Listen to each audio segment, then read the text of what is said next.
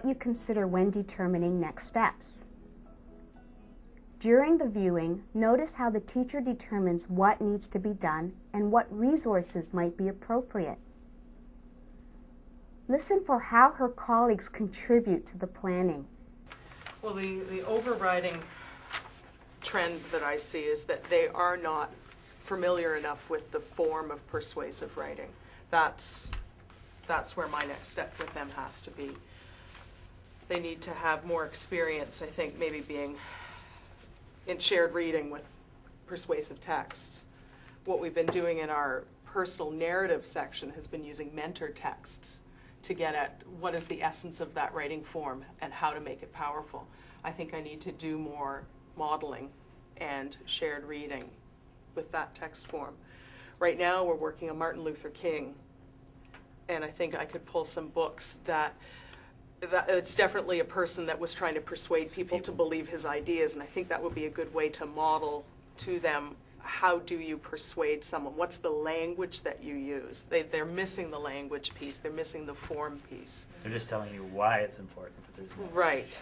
They don't really have that like language. that idea of using Martin Luther King because you're giving an underlying concept, a foundational concept, and you're going beyond just fill in the blanks and here's a template and fill it out and this is what a persuasive text is about.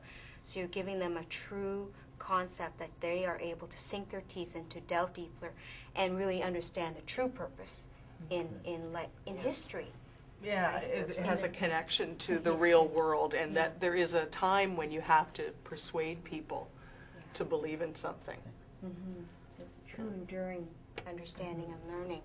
So let's look at, we've got a lot of resources here, and let's look at the guide as well as grade 4 writing.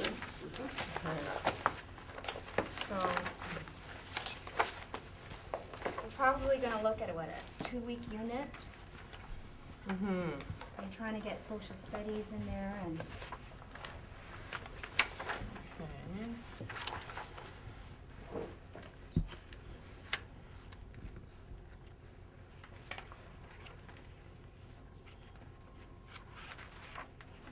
So what are we looking for here?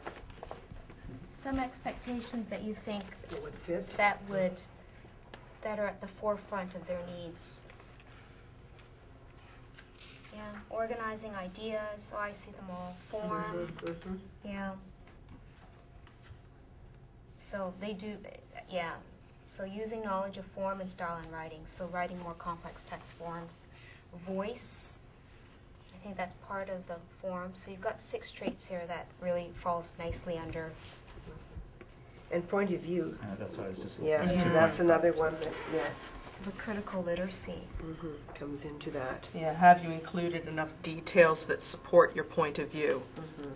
You know, Yeah. some of these questions in the guide that for revising are useful.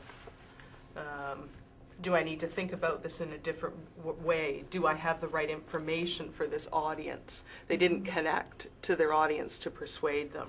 For that text form. Yeah. Yeah. So that will really promote that accountable talk. Yeah. If you continually ask those higher order questions, it's going to become routine, and they're going to think that way to a point where they'll be asking each other those questions. And with the mentor text, it'll be more concrete for them to identify how does a writer persuade?